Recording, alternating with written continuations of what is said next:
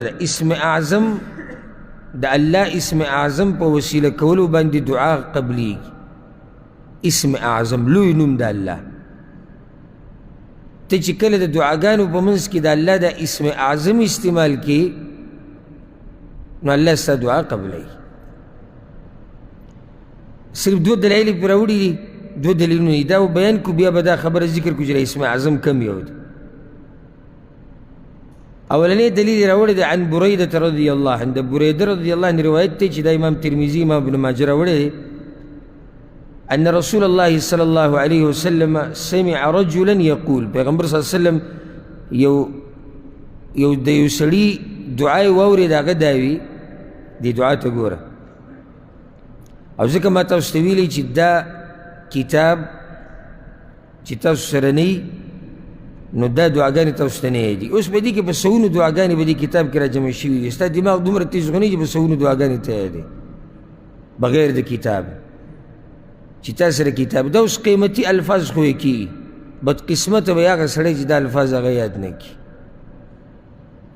دې سړي دا دعا وغوښته، پیغمبر صلی الله علیه وسلم واورېده، اللهم انی اسألک، ای الله زه ستا نه دعا غواړم بأنك أنت الله، ځکه چې ته الله یې، لا إله إلا أنت، ستا نه علاوه بل د بندګۍ حقدار نشته، الأحد الصمد، ته یک یوازې، ته بې نیازه یې، الصمد بې نیازه، بې حاجته، چا ته حاجت نه لري، خلک تا ته حاجت لري. الذي لم يلد ولم يولد، هغه الله چې نه تې څوک پیدا دي او نه د الله او نه د الله د چا نه پیدا دي. ولم یکن له کفوا احد، او د دې الله په شان هیڅوک نشته.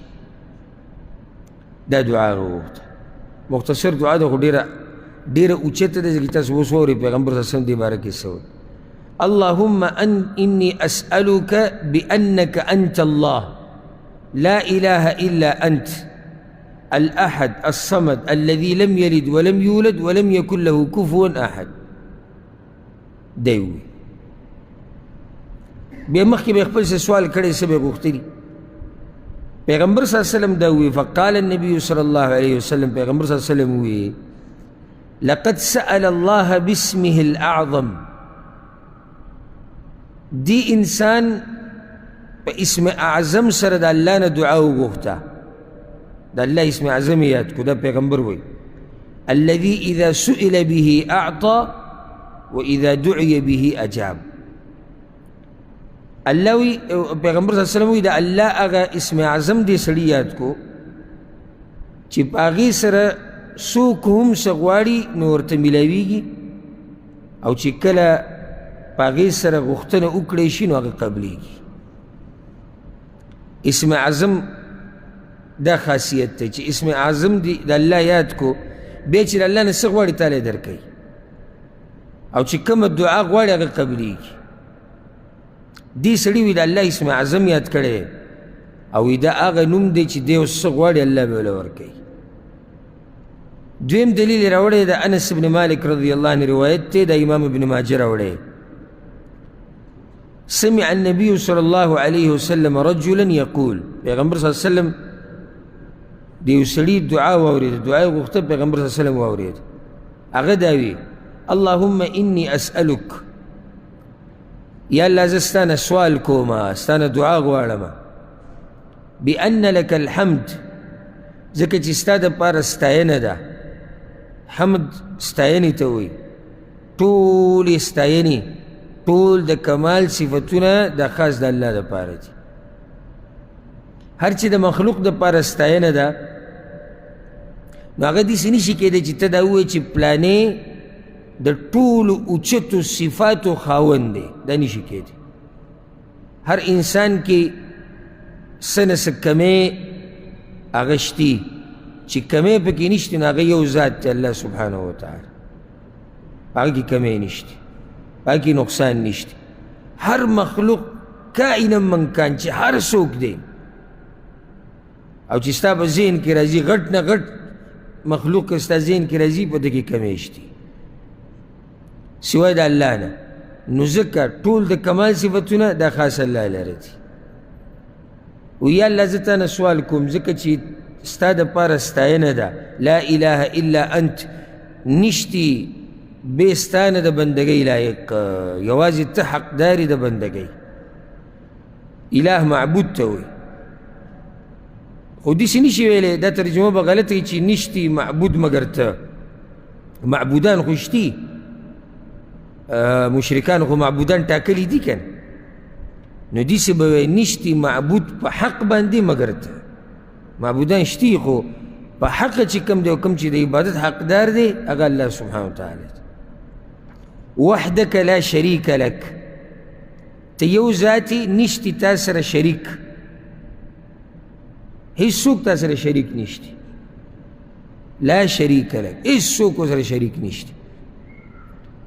د پیغمبر نه والا ځکه چې پیغمبران اوچت خلک دي، ورسره ملایکو هم والا، اولیاء الله، علما، نیکان، مجاهدین، رښتیني چې څومره خلک دی به ذهن کې راځي.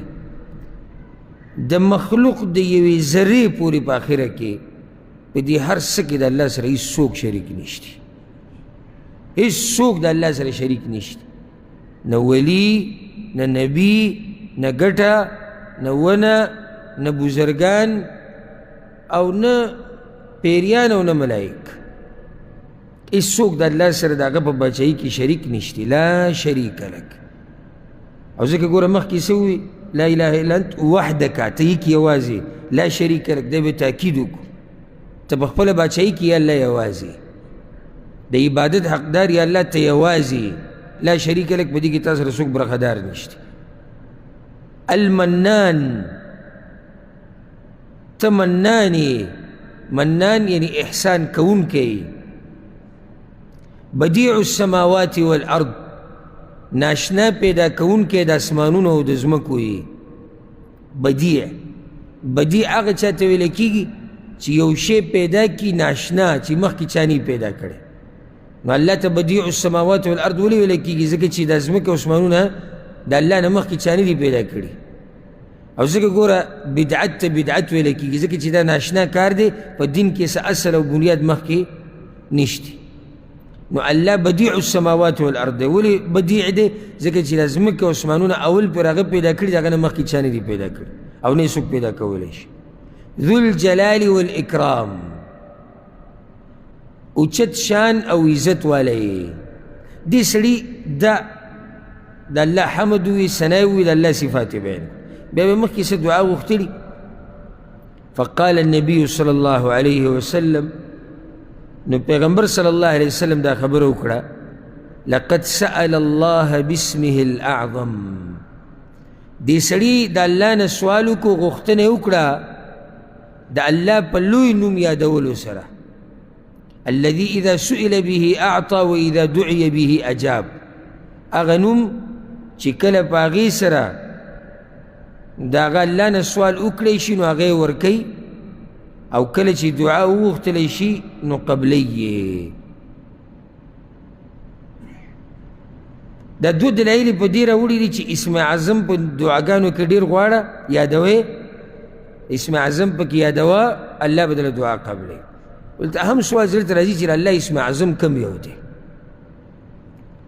زه به مختصر خبر وکړم، او که څوک ډېر تفصیل غواړي نو ما د الله نومونه چې کله بیانول نو د هغې په اوله کې په اولني دوه درې درسونو کې څه دا خبره شوې ده، ښه په تفصیل سره دا خبره واضح شوې ده، ښه په دلایلو سره چې د الله اسم اعظم کم یو دی. په دې کې د علماو لوی اختلاف راغلی دی چې د اسم اعظم د الله لوی نوم کم یو دی، چې هغه څوک یاد کړي نو الله له هر څه ورکوي. اختلاف د دې د لاسه راغلی دی ځکه چې هلته کوم روایت چې دې باره کې راغلي دي په کې د الله ډېر نومونه ذکر شوي دي. نو څوک وایي هغه به دا نومي، څوک وایي هغه به دای، څوک وایي هغه به دای. بلکې بعضو علماو خو دا ویلي دي اسم اعظم د الله یو خاص نوم نه دی، د الله ټول نومونه چې دی هغه لوی نومونه دي. نو معنی دا شوه چې په دعا کې د الله نومونه ډېر یادوه، الله دله دعاګانې قبلوي. د بعضو علماو دا قول دی. و اسم اعظم یو خاص نوم نه دی، هر نوم چې ته د الله یادې نو هغه اعظم دی، هغه لوی نوم دی د الله. الله لوی دی نو نومونه لوی دي. او اکثر علما وایي نه د الله ټول نومونه اوچت دي، دا صحیح خبر ده، خو یو نوم له الله بیا اوچت مقام ورکړی، هغه کم یو دی، بیا په هغې کې اقوال دي د علماو ډېر. څوک وایي هغه دی المنان. المنان ځکه چې د دویم روایت چې موږ ذکر کړو د امام ابن ماجه چې راوړی په دې کې هغه المنان نوم دی، وایي دا المنان به وي. او څوک وایي الرحمن، او څوک وایي الحي القیوم، او څوک نور ذکر کوي. او بعض علما دې له ترجیح ورکوي، دا تحقیق دی او زړه پې مطمئن کېږي الحمدلله چې د الله اسم اعظم لوی نوم چې هغه ته یاد کړي او الله ستا دعا قبلوي، هغه نوم دی الله، اسم الجلاله چې ورته ویلی کېږي. ولې دا اسم اعظم دی؟